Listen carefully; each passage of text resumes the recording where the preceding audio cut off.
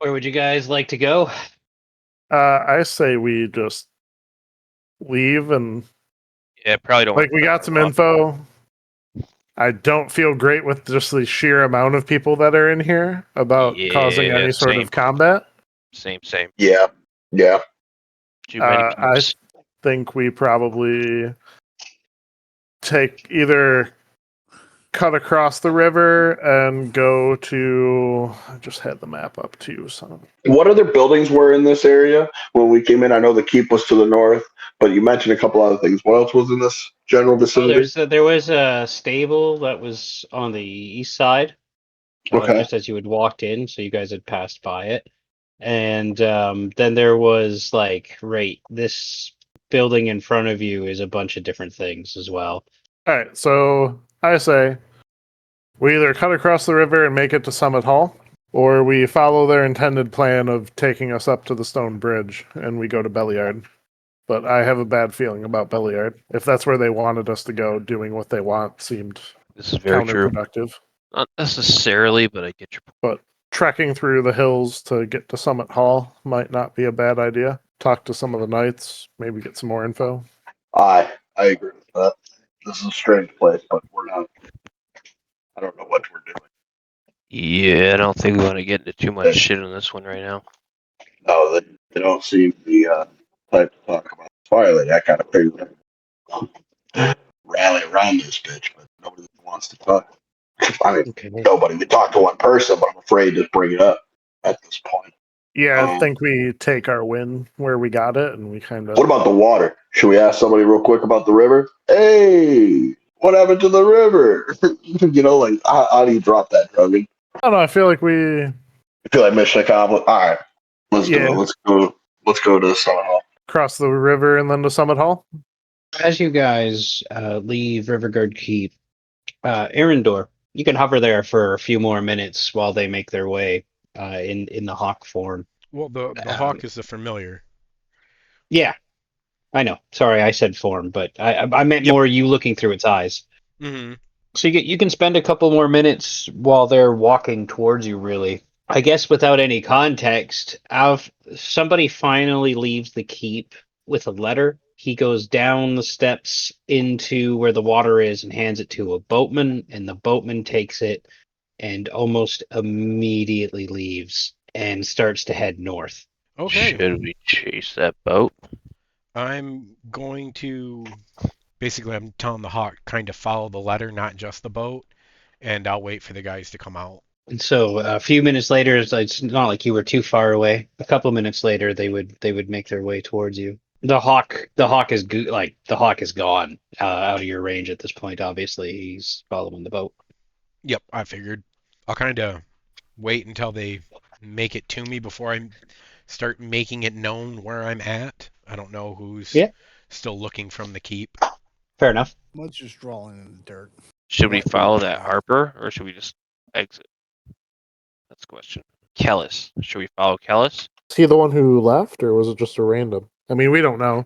We weren't part of the one who was in the room talking to the leader. Should we follow him, confront him, leave him alone for now? I think we leave him alone for now. It sounds like we can almost play it to our advantage because they don't know that we know. So if it's old call signs and old signet rings. When's the last time I heard of this guy, or seen him, or heard somebody talk about him? The last time you were really acquainted with him, I'd say probably be about a decade ago.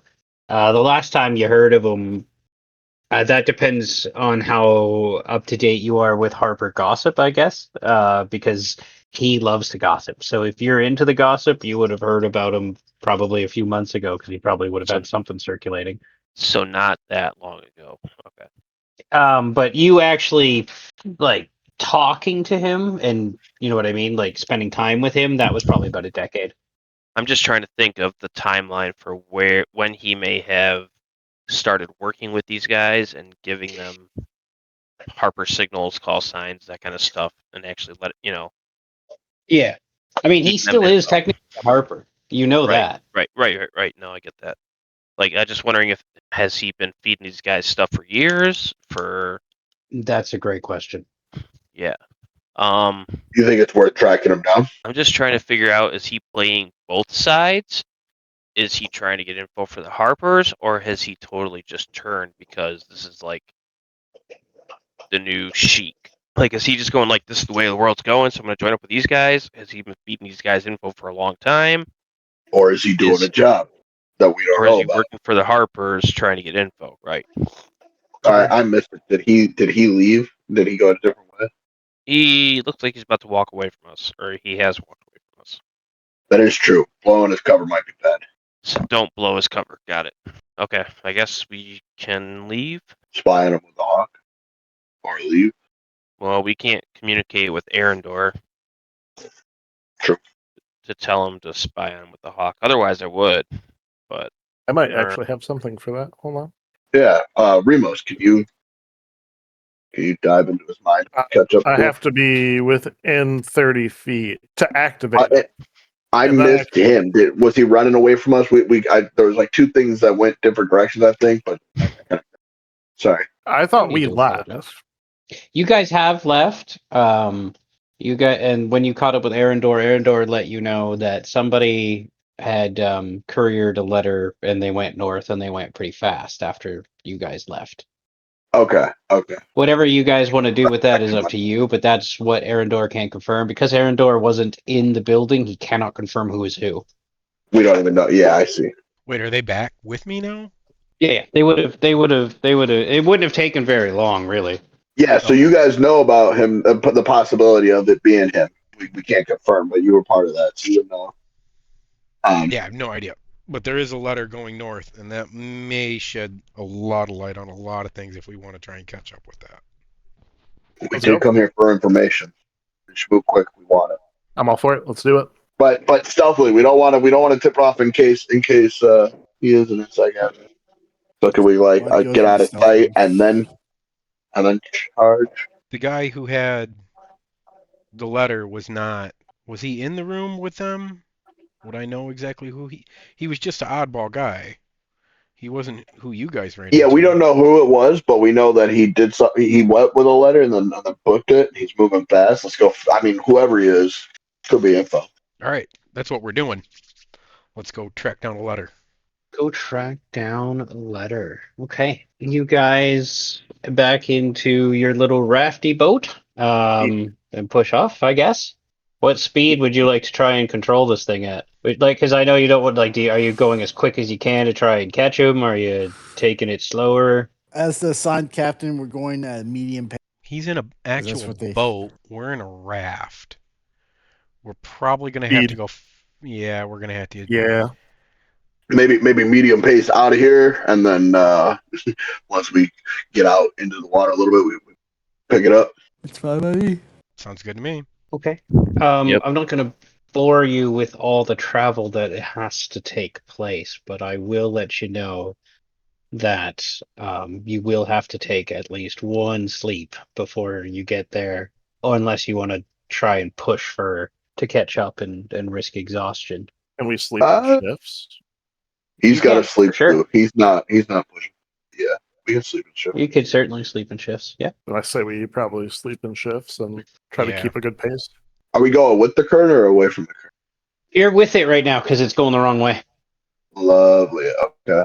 It is actually working to your advantage at this time. Arendor. Yes. At some point, you do need to go to sleep. Oh, the hawk. Go ahead and roll me animal handling. Okay. I would say that you have a fairly good you and your wild companion would have enough of a relationship that after a while the bird just knows to check in. And maybe as you're laying there, or not even lying there, but as you realize your need for sleep is coming up, you can hear, all of you can hear the cry of the hawk to alert you that it's coming, and you instinctively, as you raise your arm, it lands safely there. So the bird would be able to let you know that the guy is up the river and is basically sleeping next to it. The bird, how did it explain that? So the bird would let you, he also hasn't reached his destination. He also had to stop for a rest. He's off to the side. It's kind of, he views the target as like a prey. And really the rest of it is he's not hard to find. He doesn't seem to be concerned about his situation at all. I'll tell the guys. So Because it would talk to you like a predator, right? And the things that a predator would notice, like it's an easy target, it expects nothing. Yeah, pretty much. That makes sense. All right, so Yeah. Guys, the letter has stopped moving for now, but it's not going anywhere at the moment. The gentleman is ahead of us, but he is sleeping. Do we want to try and push and get there while he's asleep, or what are we going to do with this information? I think it would be worth it if we caught him in the dead of night, caught him with his pants down. We go in, tie him up, and ask questions. There are Catch his britches. Exactly. It does change our plan. Yeah. All right. Well, let's push and risk exhaustion. Okay. Oh, that reminds me. Well, Does everybody have food to eat for the night? Might as well fill our bellies if we can't rest our minds. you guys can sleep in shifts still if you want to. Yeah, I'm okay with it. I didn't think about. You guys don't want to risk it to get the biscuit, guys? But you can. We're gonna get.